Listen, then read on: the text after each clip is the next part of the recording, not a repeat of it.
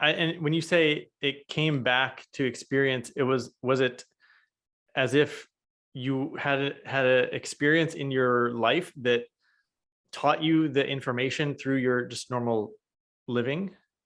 Yeah, so sometimes it'll come through an experience of like, oh, that's that thing, or like, oh, this makes sense. And sometimes I'll just be like, changing the sheets on my bed, and it'll pop back in, and then I'll record it, and and then I'll relay it to my community at some point. Gotcha. I was asking because I've experienced recently where there's like something I want to experience, like a feeling or to know something, and I'll sort of ask for it. Like a couple of weeks ago, I wanted just to feel appreciated for my uniqueness, and Mm-hmm. and then all of a sudden I was getting direct messages and clients like saying the exact thing that made me feel the way that I wanted to feel, but I couldn't have predicted Amazing. where it would come from. Yep. So it was cool to receive that. Absolutely. Yeah. And I always say that, like right now, like right now at this time, it is so important that we all live the most intentional life we can. And it doesn't mean that you have to meditate for 3 hours a day. It doesn't mean that you have to, have some sort of crazy vision board every day, but it just means that in the space in between our crazy busy human lives, to really ask yourself, what do I want out of this day? What do I want the flow of the day to be? And I just had this really cool experience 2 weeks ago, and I had to go to Home Depot, and I had to pick up a hot water heater. So like I call it human things, right? Oh Yeah. God, I got to go to Home Depot, do this human thing. I don't want to do this, but I have to do it. So I'm going to go do it. Right. So like 10 minutes before I leave, I have so much resentment to like going and doing this thing and breaking up my day and having this like human crisis emergency. We have no hot water, whatever. And so I said, okay, whoa, stop the reaction. What do you want out of your experience at Home Depot? And I'm like, okay, cool, great. Yeah, let's do it. So I said, I want it to be really quick and easy. I want it to be under 15 minutes. I want to go there. I want to get it done. I want to come back here. I want it to be smooth, easy, effortless, divine alignment, whatever, right? So I'm like, okay, let's go. So I end up going to Home Depot, perfect parking spot. All right. So parking karma. And then when I went there, I went to I asked the person in the front, okay, where do I go? Because it's so huge. It's like those places really overwhelm me. It's just too much, Mhm. too big, too whatever. So aisle 34, go to aisle 34. The aisle is there, it's getting blocked off. And I'm like, oh no, here we go. Here's it's all crumbling around me. And so I asked the lady who's like literally blocking off the aisle of where my hot water heater is. And she's like, oh, can I help you? I said, oh yeah, I see you're blocking off the aisle, but like there's a hot water heater that I really need. And she's like, oh, what do you need? And I said, oh, it's like the Ream 27 watt, blah, blah, blah. And she's like, Good choice. Yeah. she's like, she's like, that's so interesting because, we never get orders for that, but a customer came in 10 minutes before. She needs the exact same thing, 27 watt Ream, tankless, whatever. It happened to be on the fifth level, fifth shelf up. So we actually had to block off the aisle to get this escalator, elevator, weird thing to pop up to go Whoa. to the fifth level. She's like, that's really weird. And she's like, here you are ordering the exact same thing. We'll just get two of them. Thank you so much. So here I am coming in at the exact time when the same thing is being ordered. And she's like, that's so bizarre. Like she was like literally just like perplexed and I'm like, divine timing, good vibes, like whatever, right? And she's like, okay, yeah, cool. Like, and I take my thing and it was boom, in and out, 15 minutes, pay for it, get back home, like human life can be easy too, right? So instead of manifesting, I want this career and this abundance and this, big things, which is fine to manifest big things, but like, what do you want your day to look like? What do you want your human life to feel like on a day-to-day basis, on a moment-to-moment basis? We can set those intentions for very real things and run with it. And I just had that experience. I'm like, this is badass. I'm going to do this for everything. That is such a fun story. And it Yeah. reminds me of a roommate I used to live with in Bali. And he's an incredible life coach. And we would sort of, as we were leaving for the day, he would say like, what's your intention for the day? Or we'd be going to a party, like, okay, how, and he would sometimes call it win. He was like, how are we going to win at this party? And it so often worked. And so the cool thing is, you don't have to know how to work with energy or astral travel or any of that stuff, just to like prepare yourself to win the day. And so like at a quantum physics level, like I am all about different timelines, being in a quantum state, experiencing everything simultaneously.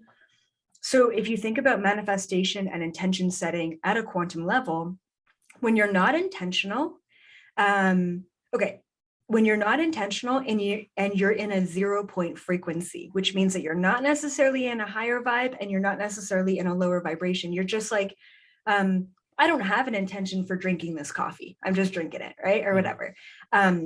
Then anything can happen in that state because you're neutral about it, right? You're going into something neutral. Most of the time, as human beings, we are not neutral about things. As a matter of fact, we've been taught to be in fight and flight. We've been taught to be in survival. Most of the time, we are coming at life in a very lower vibrational. All right, what's the worst that could happen? Let's prepare myself here to get disappointed or what have you. And so when we actually focus on that, even at a subconscious level, we're projecting that into that state, into that timeline, into that next now moment. So what happens is when you're not intentional, it's whatever state you are in that gets projected into that experience. Of course, right? It's amplified. When you're intentional about things, you're like, okay, I am crossing off all of these other potential possibilities or timelines, and this is my intention. This is what I want to happen. And what's really cool about that, if you're like, today I want to get a lot of shit done, all right? It doesn't matter how, it doesn't matter when, it doesn't matter where, it doesn't matter, all of the different pieces aligning, but by the end of the day, you're going to get a lot of shit done. And you kind of allow the universe to complete all of the how. Like, how is this going to happen? It's going to happen in divine alignment, right? And so when you kind of set a specific intention, but you leave everything else up for grabs, things really happen effortlessly and easily, and things really kind of weave into each other. So being in that intentional state is now more important than ever before, because there is so much fear out there, but likewise, the vibration of the planet is higher than it's ever been before, which means that when you set an intention, things happen at rapid pace. Things that used to take me years to cultivate are taking me days, weeks, moments, seconds to cultivate almost instantly. It's pretty wild. Like what, for example? Okay, so a good example is, there's so many just weird things, but a good example was, this happened a couple of years ago, but this is a good example of things happening rapid pace, but maybe in a way that you don't expect. So I was really working with the power of manifestation years ago. And so every week I put out, one new thing to manifest. And the one day I was like writing in my journal, and I'm like, all right, today I'm going to manifest something really weird for this week.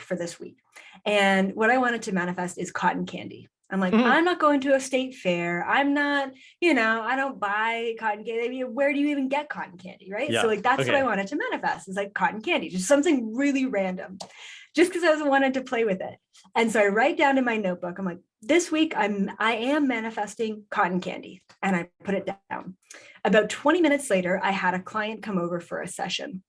And this client walks into my apartment, and she takes a look at this giant crystal that I have, a crystal. Okay. It's like a raw pointed crystal.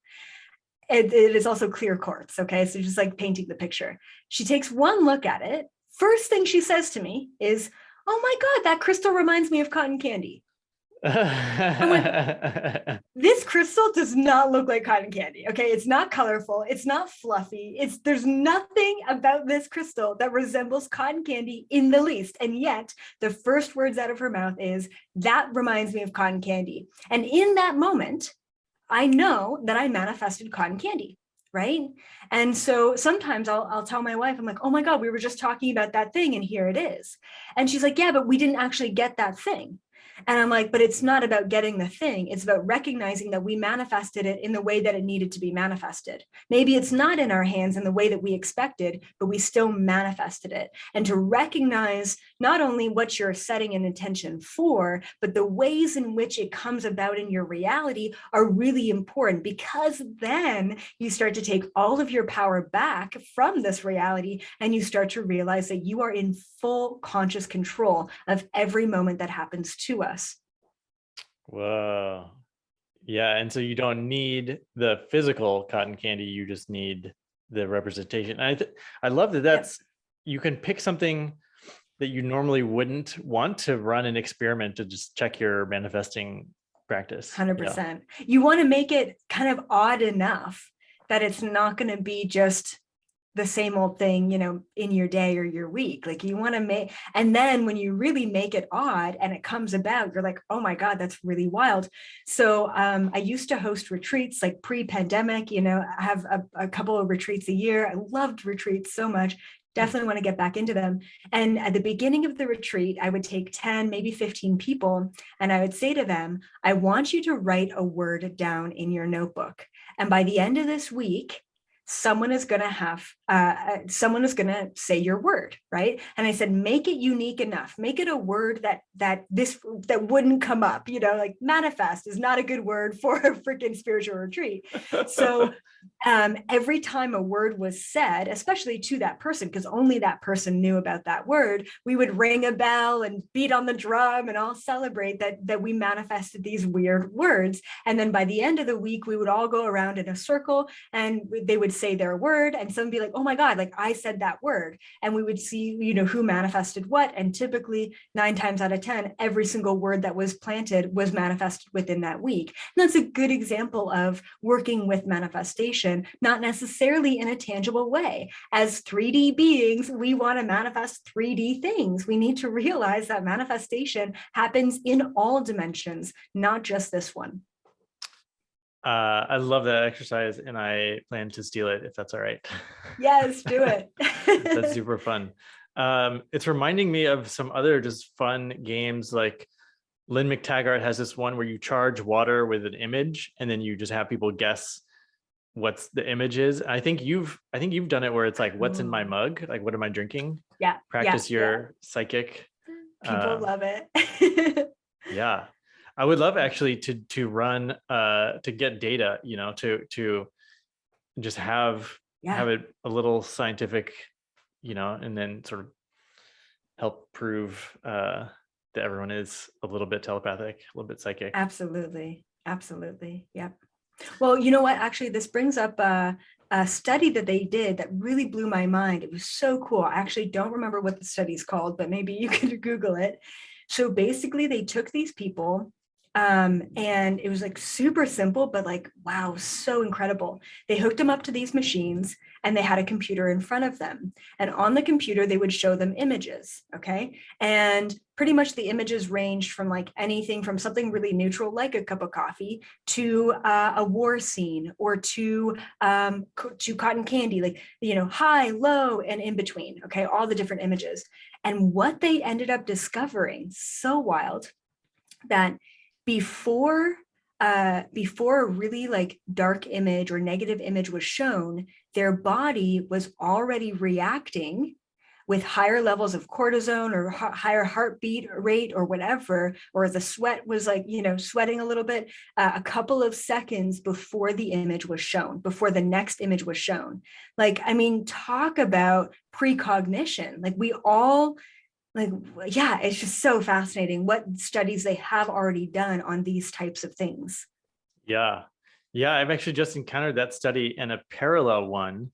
As one of the source materials, there's a book called The Science of Channeling that I'm reading right now, and it's Cool. in the sources. And the other one is that people, it's like they show the answer to a question after the question, and people do better answering the questions when the answer is given later. So they're precogniting the answer before they answer the question. So it's like improving their test results. Yes. Which is amazing. pretty neat. Yeah. So cool. Hey friend, thank you so much for watching. If you enjoyed this particular clip, then I have something else I want to tell you about, which is the League of Superconductors. It's a business mastermind that I run to elevate the greatest change makers of our time. That is people that I like to call quantum entrepreneurs, metaphysical, spiritual teachers, healers, coaches, light workers of different types.